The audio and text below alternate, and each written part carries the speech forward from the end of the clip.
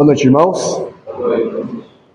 Graças ao nosso bom Deus, que nos dá mais oportunidade de podermos estar reunidos como igreja tua para louvar o teu nome, adorar o teu nome, prestar um culto racional ao nosso Deus, mostrar também gratidão por tudo que Ele já tem feito em nossas vidas, não é?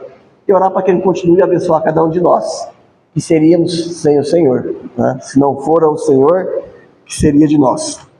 Queria convidar os irmãos que abrissem suas Bíblias em 2 Timóteo, capítulo 4, segunda carta de Paulo a Timóteo, capítulo de número 4.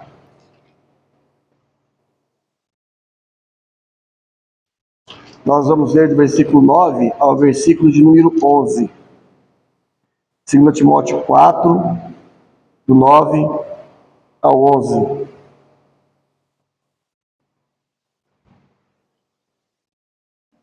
Nos acharam? Se colocar em pé. Ler então esta porção da palavra de Deus, para que possamos meditar nesta noite. Amém? Versículo 9 diz assim: procura vir ter comigo depressa, porque Demas me desamparou, amando o presente século, e foi para Tessalônica. Crescente, que é outra pessoa, para Galácia. Tito para Dalmácia. Só Lucas está comigo. Toma Marcos e traze-o contigo, porque lhe é muito útil para o ministério. Amém? Podem assentar, irmãos. O título da nossa mensagem de hoje é Segundas Chances. Segundas chances que Deus tem dado para nós, tem dado para os seus servos. Aqui Paulo escreve a Timóteo, e nesse capítulo 4 ele menciona alguns dos seus companheiros, ele menciona aqui alguns nomes. E ele fala da urgência da obra. Aqui quando ele fala para Timóteo, quando ele diz assim, versículo 9, procura vir ter comigo depressa. Irmãos, a obra do Senhor ela é sempre urgente, né? Nós sabemos que as pessoas não podem esperar até o dia de amanhã para que possam ouvir falar do amor salvador de Deus. A coisa mais urgente na vida de cada pessoa é que ela venha a conhecer a Cristo, ela venha se arrepender dos seus pecados, venha se converter ao Senhor Jesus. Por isso a obra é sempre urgente. Por isso a necessidade de um sempre empenho na obra, no trabalho do Senhor, na pregação do Evangelho. E nós vemos que Paulo ele está sempre empenhado na pregação do Evangelho, sempre empenhado na obra. Paulo é um exemplo para nós porque desde o dia em que ele se converteu, ali em Atos capítulo 9, nós não vemos nenhum momento na vida de Paulo onde ele pensou em desistir. Desanimou? Sim, como nós desanimamos. Mas ele em momento algum pensou em desistir, ou em voltar atrás, ou em esmurecer, ou em diminuir o ritmo, né? Um grande servo de Deus, o apóstolo Paulo. Ele fala assim, procura vir ter comigo depressa, porque agora ele dá alguns motivos que trouxe a ele tristeza, né? Ele fala assim, porque Demas me desamparou. Eu fico pensando, irmãos, o que passa pela cabeça de um crente quando ele propõe no seu coração, ou quando ele decide a desamparar um grande servo de Deus, um grande pregador do Evangelho, né? Eu fico pensando o que há no coração dessa pessoa. E o que leva essa pessoa a agir dessa forma. Uma pessoa que já conheceu a redenção, conheceu o amor, conheceu a salvação, a graça, conheceu acerca do mundo vindouro, sabe a respeito do fim do mundo, da consumação dos séculos, né? Hoje as pessoas fazem isso? Bom, talvez nós não tenhamos um missionário como Paulo, mas nós temos a igreja que prega o Evangelho. Isso pode se repetir quando uma pessoa realmente faz como fez então aqui este homem chamado Demas. Desampara a obra do Senhor, desampara a sua igreja. E diz que ele fez isso porque ele amou o presente século. Eu já preguei uma mensagem sobre isso. É um grande desafio para nós conseguirmos vencer este mundo para que possamos prosseguir no nosso serviço prestado ao Senhor. É uma luta íntima e particular de cada um de nós. Cada um tem as suas lutas em pontos específicos das suas vidas. Nós temos, eu tenho. E eu falo assim, depois que ele abandonou Paulo, ele foi para Tessalônica. E ele descrescente para Galácia. Ou seja, os seus companheiros, os seus apoiadores deixaram, cada um foi para uma cidade, né? E ele disse assim, e Tito para a Dalmácia. E ele diz no versículo 11, aqui ele já está realmente já no julgamento, próximo da sua morte, e ele diz assim, só Lucas está comigo.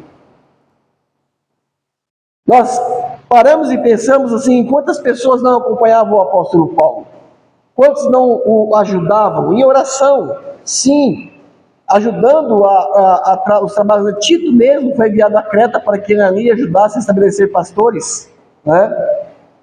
Nós vemos como o trabalho de Deus pode ser prejudicado quando ele é deixado, ele é abandonado ou colocado em segundo plano.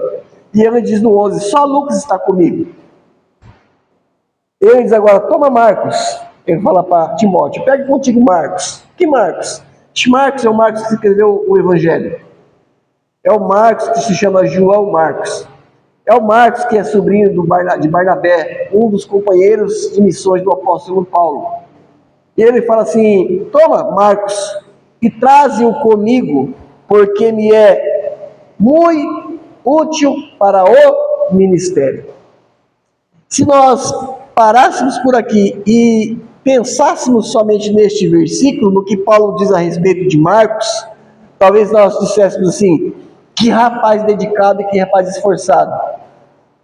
Para Paulo chegar a dizer a respeito de uma pessoa que essa pessoa é muito útil para o ministério dele, essa pessoa realmente deve ter um grande valor, deve ser uma pessoa dada, empenhada, dedicada, não é? Deve ser uma pessoa que tem um bom conhecimento, não é? Deve ser uma pessoa que ela realmente abraçou a obra, a causa do Senhor. De repente, de ninguém aqui Paulo poderia dizer isto, que é muito útil para o ministério. Talvez não na quantidade que Marcos foi, não é? Talvez não. Mas quando a gente lê um pouco mais a Bíblia e conhece um pouco mais a respeito da história de Marcos, algumas informações nos é dada pela palavra de Deus, não é? E eu queria pensar com os irmãos esta noite um pouco a respeito de Marcos, e para que a gente possa aprender um pouco com tudo o que aconteceu na vida dele, como foi o seu processo até que ele chegasse a essa condição de uma pessoa muito útil para o ministério de Paulo. Nós temos que entender que a vida cristã é progressiva. Uma vez que você abraça o Evangelho, que você é recebido na família de Deus, você não pode se acomodar. Você tem que ter um processo de crescimento contínuo, diário, dia a dia, para que você amadureça, para que a sua fé fortaleça. Como nós falamos um pouco hoje de manhã pela fé, né? Mas eu vou fazer uma pergunta para os irmãos, mas eu tenho certeza que a resposta será sim, né? Mas você já teve alguém que te decepcionou? Eu sei que todos nós tivemos, né? Pessoas que nos decepcionaram, pessoas que a gente tenha confiado em algo particular e acabou saindo falando, né?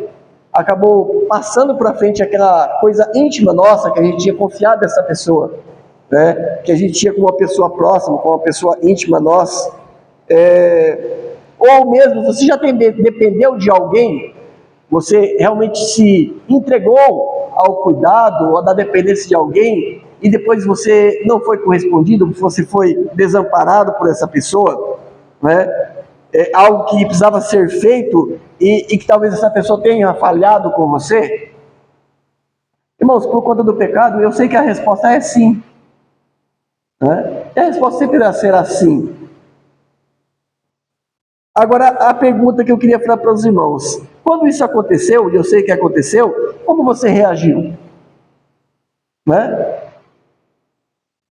As atitudes das pessoas não devem determinar a maneira que eu acho, porque eu tenho que agir conforme a vontade do meu Deus. Mas como você agiu? Você deu a essa pessoa uma segunda chance?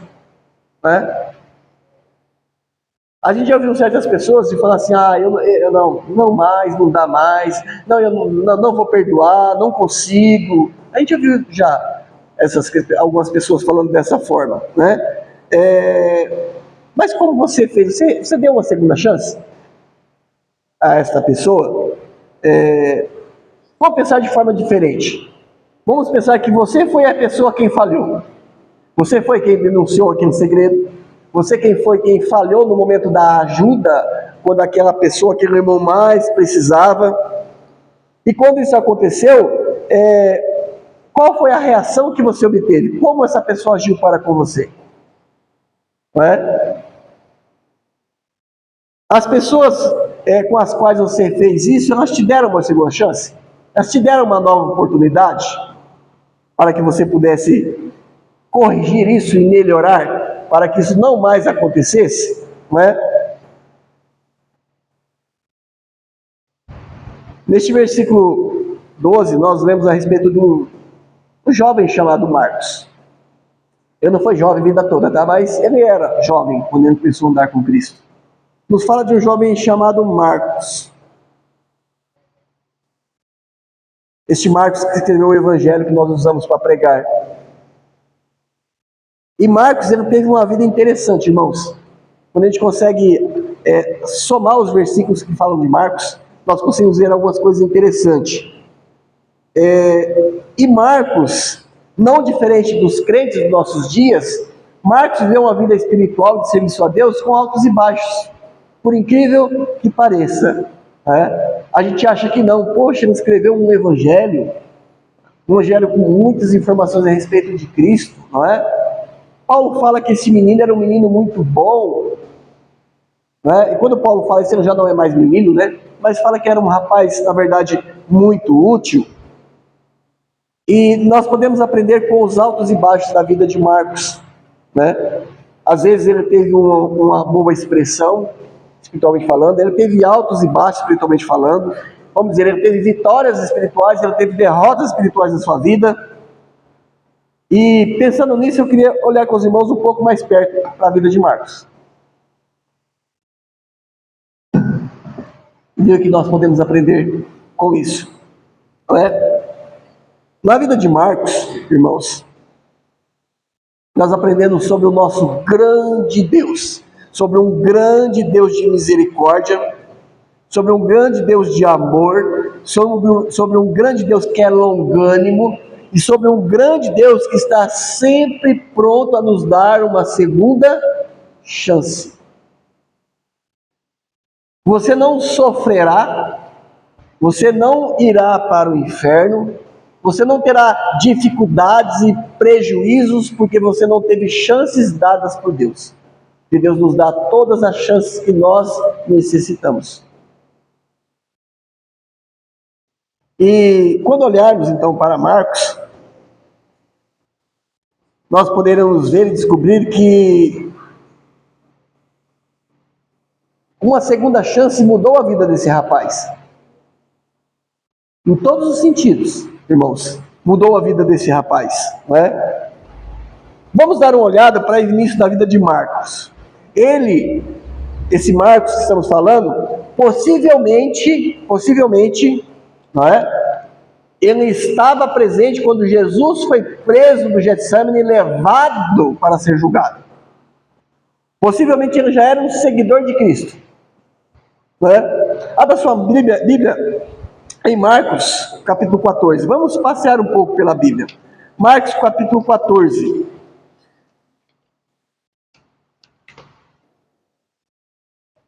Marcos 14. Vamos dar uma olhada no início da vida de Marcos com Cristo.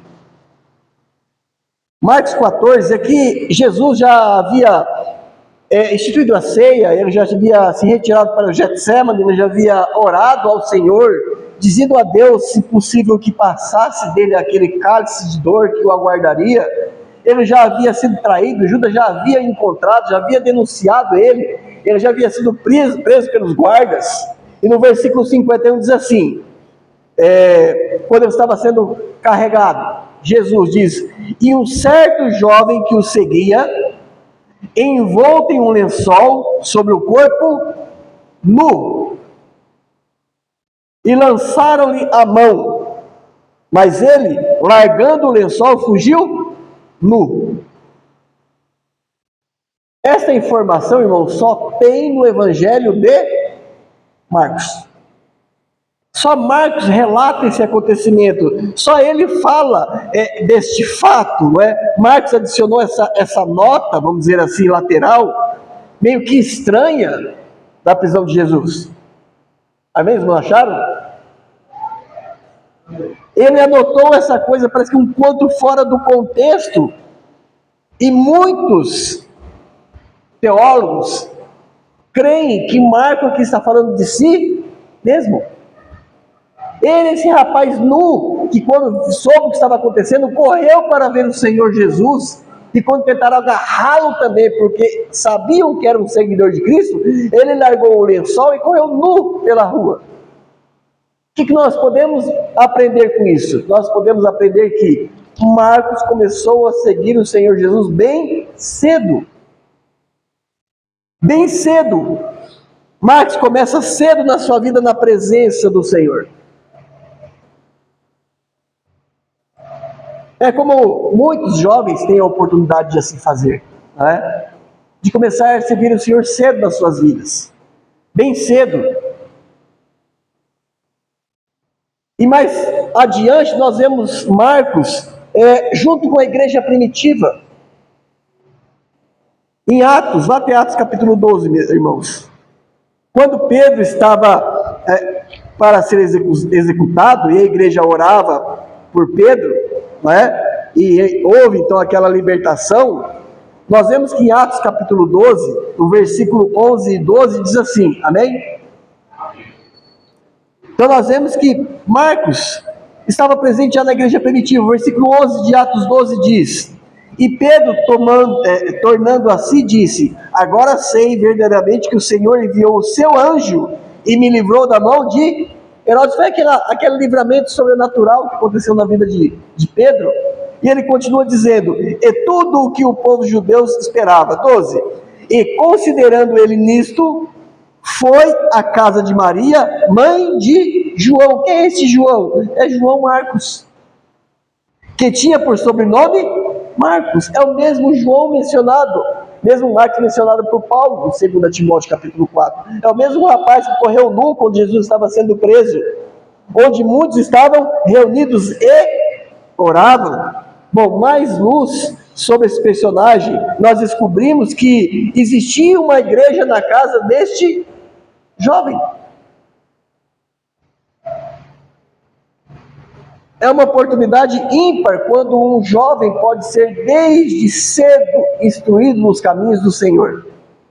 Porém, isso não é garantia de que ele permanecerá firme nos caminhos do Senhor.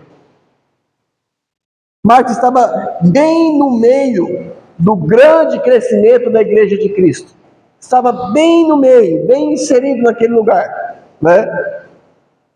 E a sua vida cristã se desenvolveu, se desenrolou, e por algum motivo, que a Bíblia não diz, Marcos, que era sobrinho de Barnabé, companheiro de Paulo, por algum motivo ele chamou a atenção de Paulo e Barnabé.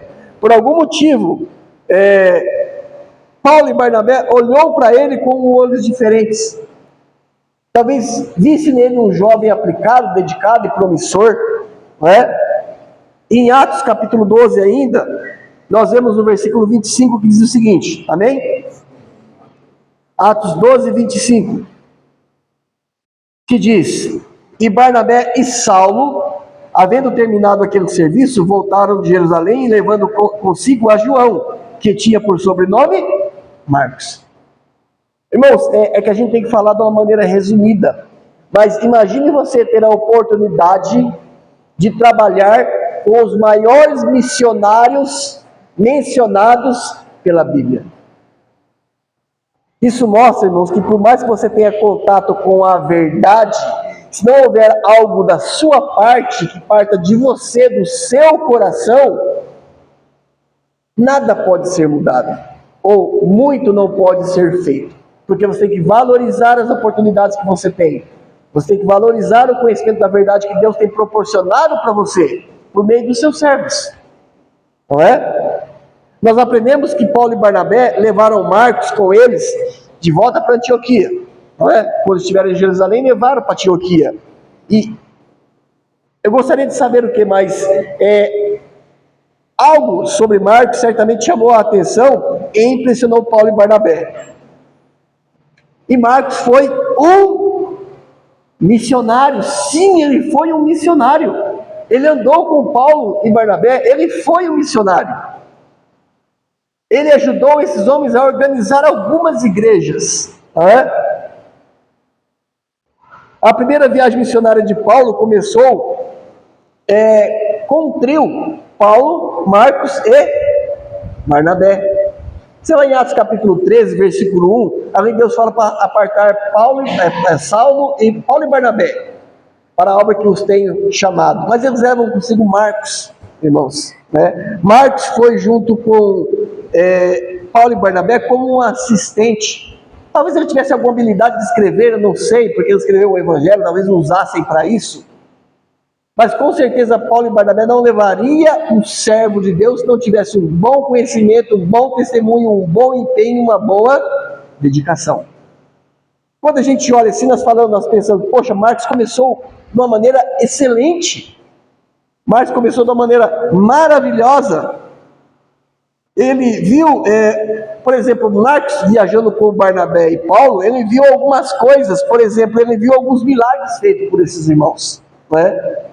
Ele viu o poder de Deus operar quando em uma das viagens, por uma ilha que eles passaram, onde Deus cegou um homem que estava impedindo a pregação do Evangelho. A gente tem em Atos capítulo 13. Estamos aqui perto, Atos capítulo 13, do 10 em diante, diz assim, amém? Ele disse, enquanto Paulo pregava, tinha um sujeito atrapalhando a pregação do Evangelho para o procônsul, e Paulo virando para ele disse: filho do diabo, cheio de todo engano e de toda malícia, inimigo de toda justiça, não cessarás de perturbar os retos caminhos do Senhor? Versículo 11: eis, pois, agora contra ti a mão do Senhor, e ficará cego sem ver o sol por algum tempo.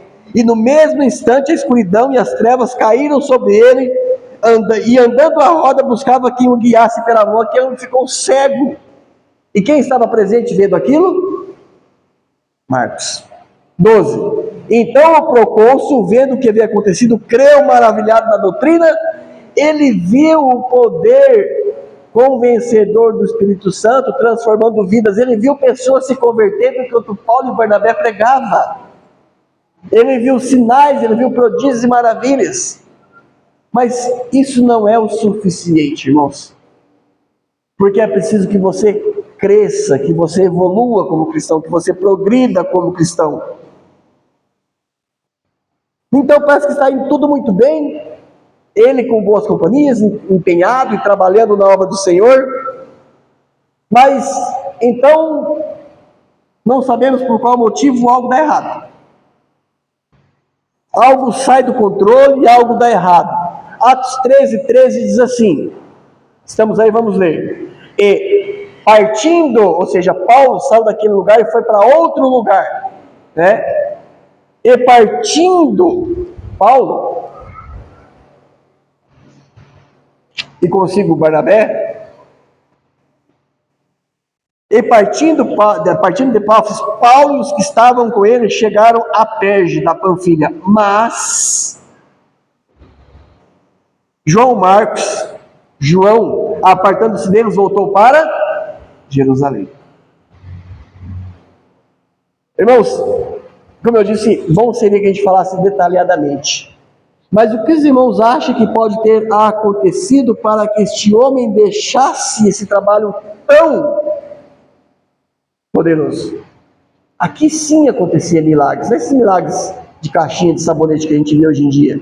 Aqui estava um pregador do Evangelho, um missionário verdadeiro, como esses auto-intitulados missionário e missionária que só fala balela.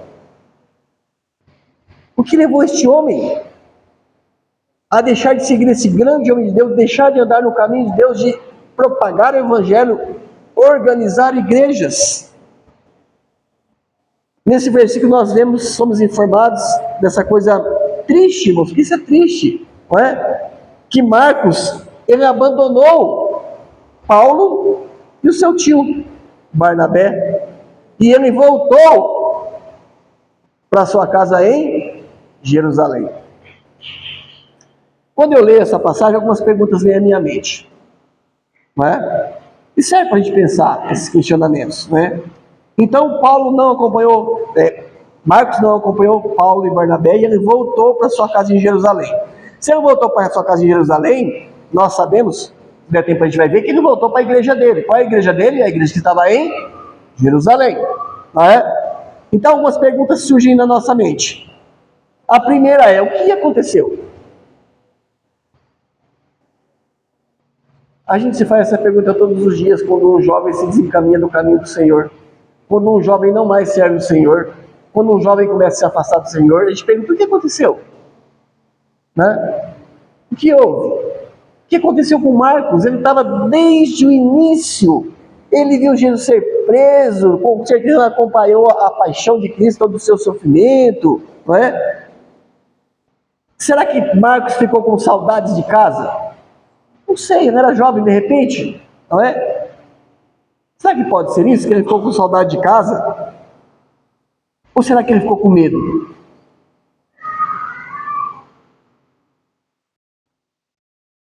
Ou se ele era uma pessoa inteirada do Evangelho, ele sabe que a nossa casa é nos céus. Ele sabe que o cristão tem que ser corajoso, não é? Será que ele não se adaptou com as dificuldades que Paulo não pregava e tudo era flores? Né? Como o Bia gosta de dizer, a vida de Paulo não era um morango. Ele tinha muitas dificuldades. Será que a Barnabé não assimilou essas dificuldades da vida missionária? Né? Por servir ao Senhor numa vida itinerante, de cidade em cidade? Bem, tudo que nós sabemos é que Marcos abandonou Paulo e Barnabé.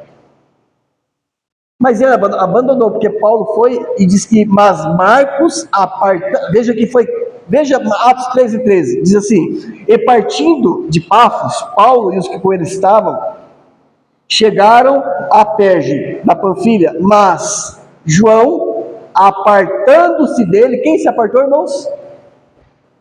Marcos. Foi ele quem deixou. Não foi Paulo que ralhou com ele, ele foi embora, mandou ele embora, não. Nessa ocasião, não. Nessa ocasião foi ele quem desistiu de andar no caminho com Paulo. Ele não quis mais segui-los. Irmãos, e Paulo era como nós. Ele não era um super-homem, ele não era um super-crente. Paulo, ele era sujeito às paixões como nós somos, ele se entristecia. Certa feita preso, o Senhor Jesus apareceu para ele e falou, Paulo, tem bom ânimo, você não vai morrer neste lugar, você vai testemunhar de mim em Roma. Neste momento eu penso que João Marcos foi uma decepção para Paulo. Né? Isso acontece, já viu aquela pessoa que você, bom, nem todos talvez saibam o que é isso, você investe tempo, né? Você pega na mão dele, no Evangelho, falando, e você ensina, você dá livros, você tem de encaminhar, e você investe tempo, você gasta anos com ele, de repente você viu que não deu em nada. Isso é uma decepção, irmãos. Infelizmente somos sujeitos a isso, a nos decepcionarmos. Isso é uma decepção. E Marcos se tornou uma decepção para Paulo. E isso foi um problema muito grande. Sabe por quê? Porque por conta de Marcos ter abandonado Paulo, Paulo brigou com Barnabé. Por conta de Marcos ter abandonado Paulo, Barnabé e Saulo também se separaram, irmãos. Veja isso como uma investida do diabo. Veja o sucesso que ele teve. Atos capítulo 15, vire uma página. Versículo 36 diz assim, amém? E alguns dias depois, disse Paulo a Barnabé, vamos viajar, Barnabé, vamos sair daqui, vamos visitar as cidades que nós fomos e onde nós organizamos igreja, onde os irmãos estão. Diz assim, e alguns dias depois disse Paulo a Barnabé, tornemos a visitar nossos irmãos por todas as cidades em que já anunciamos a palavra do Senhor, para ver como estão. Cuidado com a obra da parte de Paulo. E Barnabé aconselhava que tomassem consigo a João, também chamado Marcos, quem é aquele que havia abandonado eles pouco atrás e não quis acompanhá-los. 38. Mas a Paulo parecia razoável que não tomasse consigo aquele que desde a Panfilha, lembra quando ele viajou para Patmos, a Panfilha, isso, se tinha apartado deles e não os acompanhou naquela obra.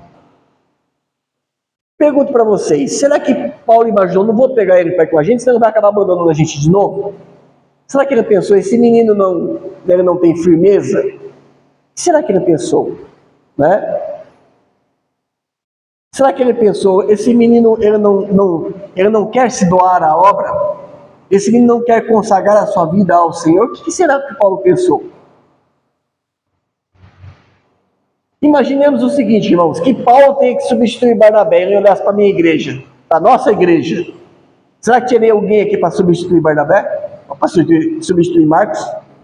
Alguém que estivesse disposto a dedicar a sua obra ao Evangelho, de consagrar a sua vida ao Senhor, de anunciar o Evangelho às pessoas que não conhecem, de empenhar a sua vida? 39. E tal contenda entre eles, Paulo e Barnabé, que se apartaram um do outro. Barnabé levando consigo Marcos, navegou para Chipre. Irmãos, é preciso que a gente esteja todos envolvidos na obra do Senhor. Todos estejamos empenhados na obra do Senhor. Para que a obra do Senhor não sofra dano por conta das nossas intemperanças, inconstância.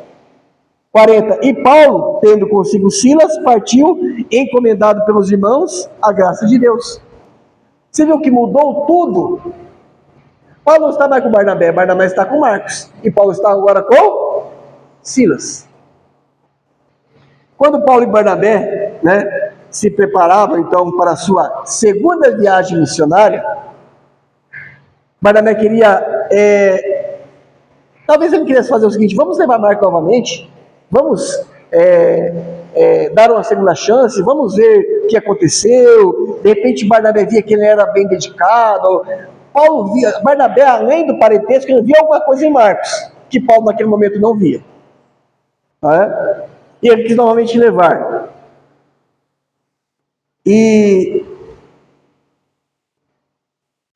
aqui surge uma pergunta, irmãos, para nós pensarmos.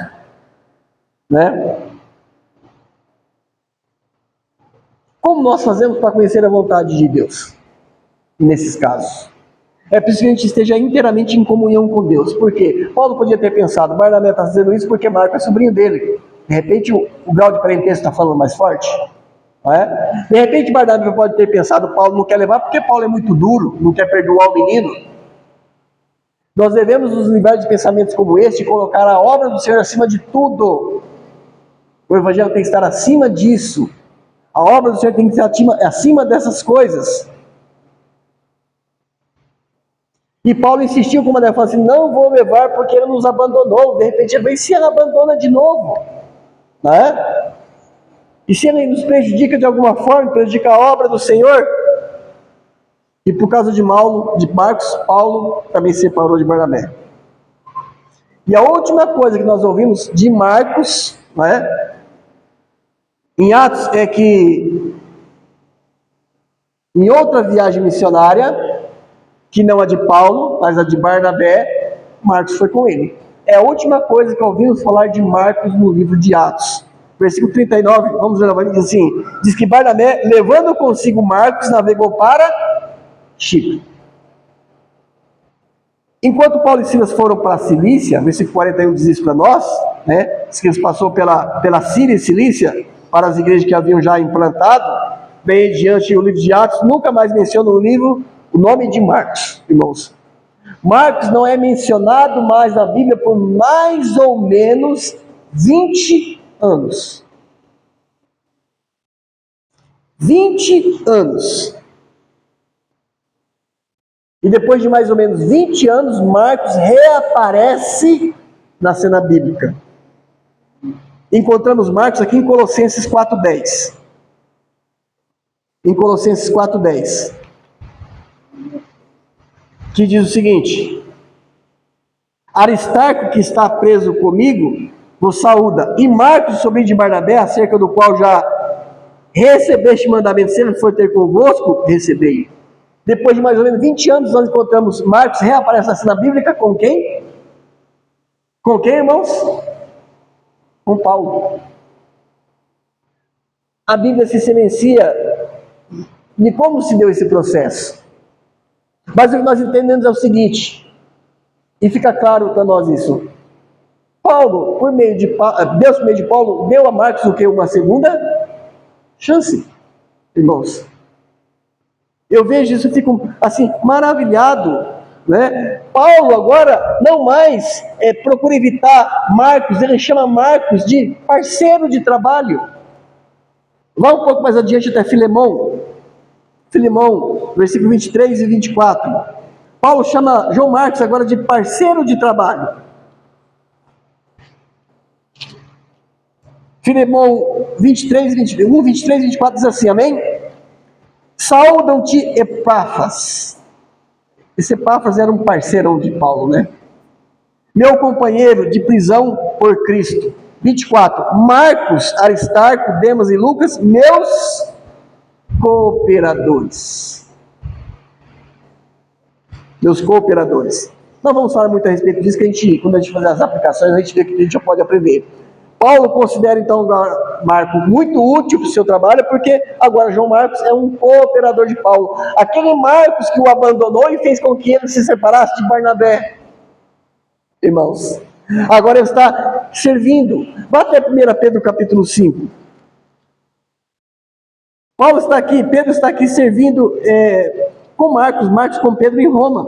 1 Pedro capítulo 5, versículo 13 diz assim, ó: a vossa coeleita em Babilônia vos saúda, e meu filho Marcos. Irmãos, não importa o quanto tropeço nós tenhamos, é preciso que a gente se levante e volte a se envolver e a servir ao nosso Deus na sua obra.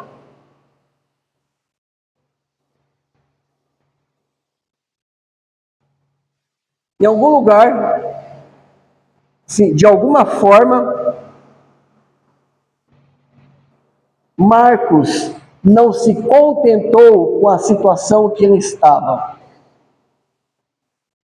Em algum lugar, de alguma forma, Marcos não estava contente com a sua luz que outrora brilhava e agora estava apagada. A gente precisa não aceitar a nossa vida cristã quando ela se torna fraca, esmirrada, sabe? Medíocre. A gente precisa dar a volta por cima. Precisamos voltar a servir ao nosso Deus. Não é? Mas também não sei como, em algum lugar, de alguma forma, Marcos, ele se reavaliou, ele fez um check-up do seu serviço a Deus, da sua vida espiritual, do seu compromisso com o Senhor, e decidiu permitir que Deus endireitasse a sua vida novamente, para que ele voltasse a estar presente no serviço, na obra do Senhor. Ele não queria ser conhecido como aquele crente que começou muito bem, mas depois desistiu. Irmãos, sabe aquele crente que começa e fala assim, agora vai. De repente ele fracassa. Ele não queria ser conhecido como um crente fracassado, como um crente que desiste das coisas. Ele não se contentou com isso. Mas o que nós vemos, pelo que nós vemos nesses versículos, é que Marco, ele se levantou e ele se entregou sem reservas agora ao Senhor. Desta vez, sem reservas, irmãos.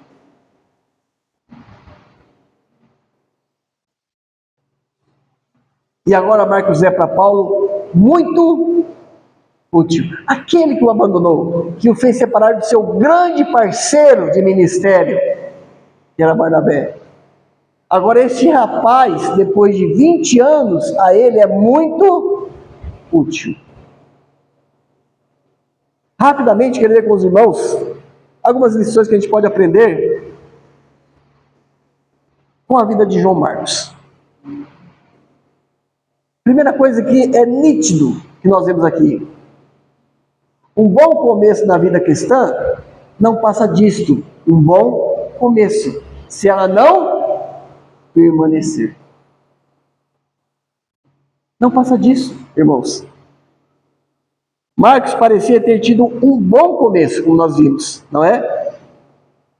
Ele teve um bom começo dessa caminhada cristã. Ele pode ter, e eu creio que ele passou, um bom tempo com o próprio Senhor Jesus, irmãos. Ele estava ativo no crescimento da igreja.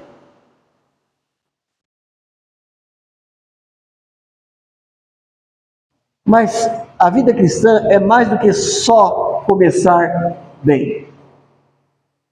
Porque começar bem, todos nós começamos com as mesmas oportunidades, com as mesmas informações, mas é preciso que você progrida, que você amadureça, que você cresça, se robusteça espiritualmente falando, para que você possa se tornar uma bênção, ser útil na obra do Senhor.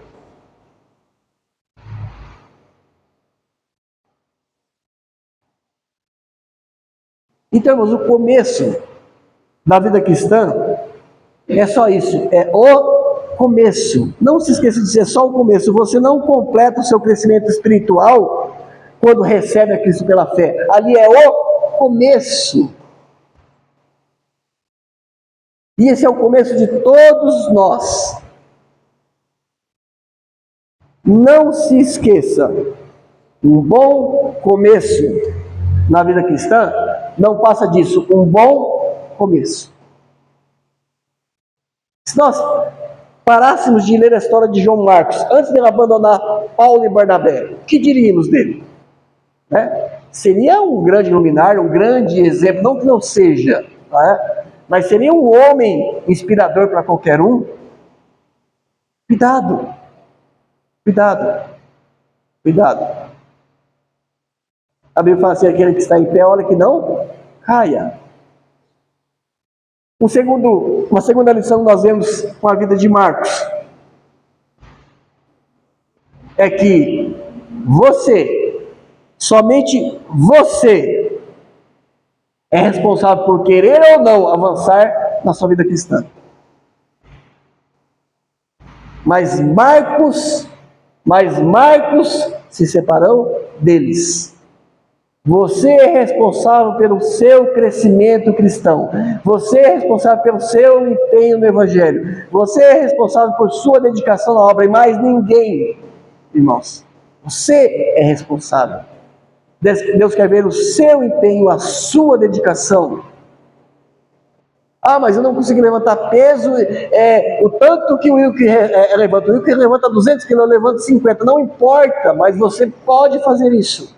Você é responsável. Marcos estava em uma missão com os dois maiores missionários mencionados pela Bíblia.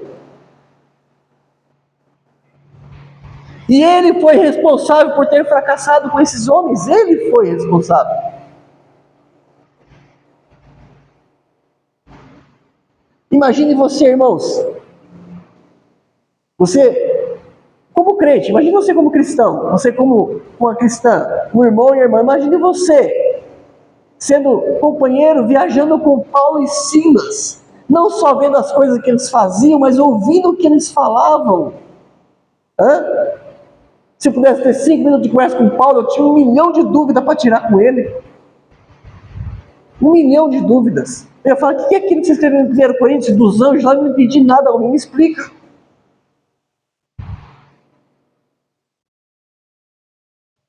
Quantas oportunidades temos desperdiçado de aprender a verdade da palavra de Deus? Seja por falta de compromisso, por preguiça, por falta de empenho, de dedicação, seja o que for. Irmãos, Marcos estava com os 2 maiores homens que o Novo Testamento relata para nós. 2 grandes cristãos.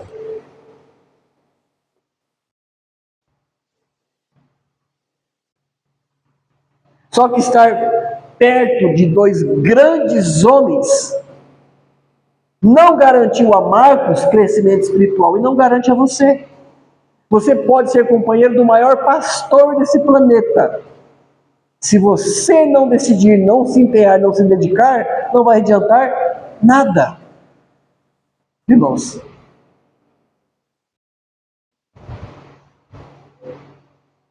Isso não te garantirá sucesso nenhum.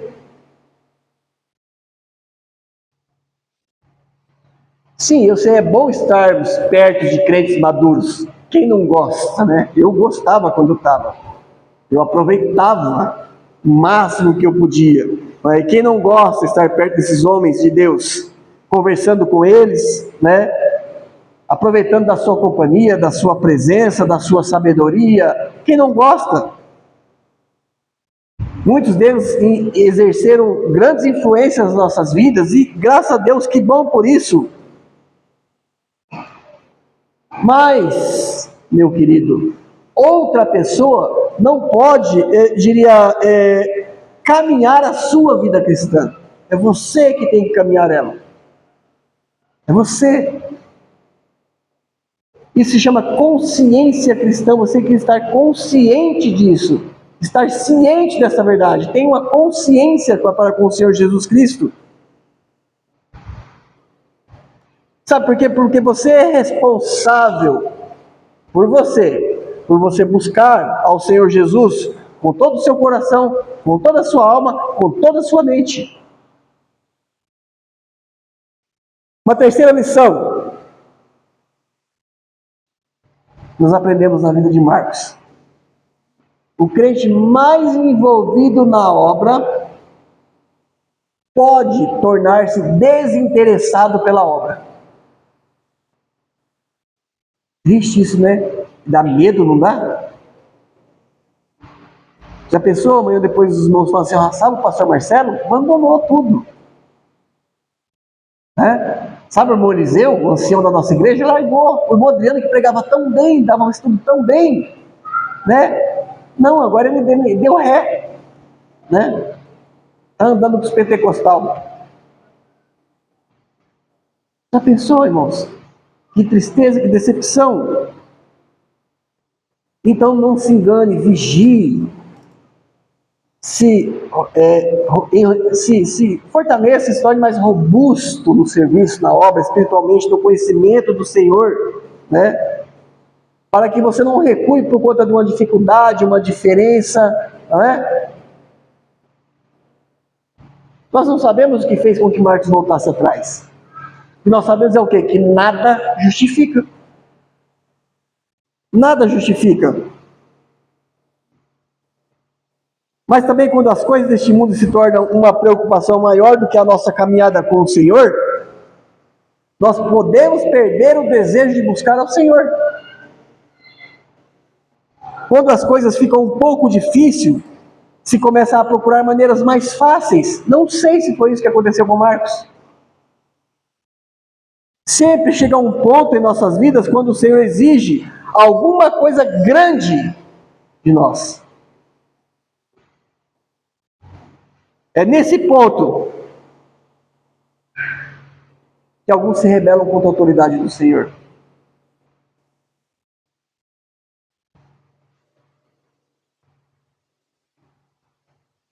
Uma outra coisa que nós aprendemos com a vida de Marcos, irmãos, e graças a Deus por isso, é que o crente pode ser restaurado. Né? Eu penso que quando ele voltou com a energia dobrada, irmãos. Né? Eu penso que ele compensou todas as cacas que ele fez. Eu penso que ele voltou com a dedicação triplicada, com a consagração nas alturas. A ponto daquele que não queria ter ele como companheiro, falar assim, esse menino é o cara.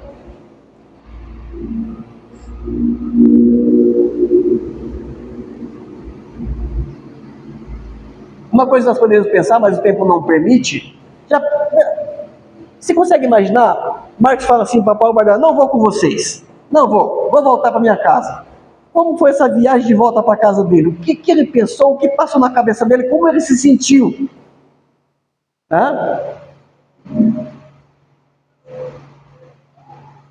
Uma coisa eu sei, irmãos. Ele não desistiu depois que caiu a ficha. Mesmo depois sendo rejeitado por Paulo, ele não desistiu. Ele não desistiu. Isso é maravilhoso. Eu vou mais longe. Você já parou para pensar o que Marco disse para a igreja dele quando ele voltou e chegou na igreja e falou: ué, não está mais com Paulo e com Barnabé? Não, por quê? O que aconteceu? Perguntas surgiram, irmãos.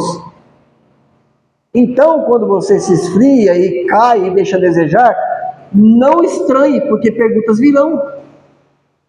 Perguntas virão. De pessoas que se importam com você, pessoas que te amam. E se ele voltou e a igreja questionou, pense como ficou a cabeça desse menino. De repente ele falou: não, vou voltar, vou falar com meu tio, quero voltar a ser missionário. Na hora que ele tenta voltar missionário, Paulo fala: não, você não vai. Servir ao Senhor é persistir, irmãos. Serviço a Deus é persistência. Persistência. E último ponto para a gente encerrar é que o crente verdadeiro, o cristão autêntico, ele sempre terá outras chances de fazer coisas grandes para o Senhor, desde que ele queira. Tá? A Bíblia não fala que quando Marcos voltou a andar com Paulo, se aqueles companheiros de Paulo corriqueiros estavam juntos, e não fala se eles desdenharam de Marcos. Fala assim: deu com o burro na água, agora quer voltar? Né? Deu a de menino, agora você quer? Nós temos que estar preparados, irmãos. Deus sempre nos dará uma oportunidade. Lembra do título das mensagens? Nossa mensagem? Outras chances. Eu não sei como está a sua vida espiritual, não sei como que está a sua cabeça, não sei como é que está a sua situação, eu não sei como está a sua oração, o seu conhecimento, a sua dedicação, a sua consagração, a sua santificação, eu não sei. O que eu sei é que Deus tem te dado novas chances de fazer certo desta vez, de fazer correto daqui em diante. Sabe?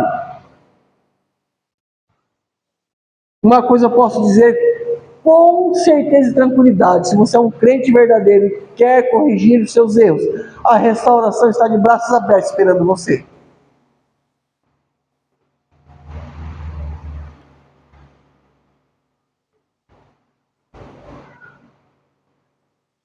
Você pode se arrepender da sua infidelidade a Deus? Pode. Na verdade, Deus quer que isso aconteça. E Ele quer que você seja restaurado, irmãos. Ele te dá novas oportunidades. Você pode voltar a Ele e buscá-lo novamente, como fez no início, como era no início. Na verdade, quando você voltar, Deus concederá perdão pleno a você. Ele restaurará o seu coração. Ele te receberá de volta de braços abertos. Segundas chances, irmãos. O filho pródigo teve. O filho pródigo teve. Né?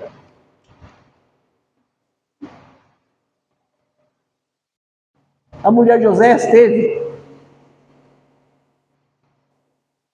Você tem.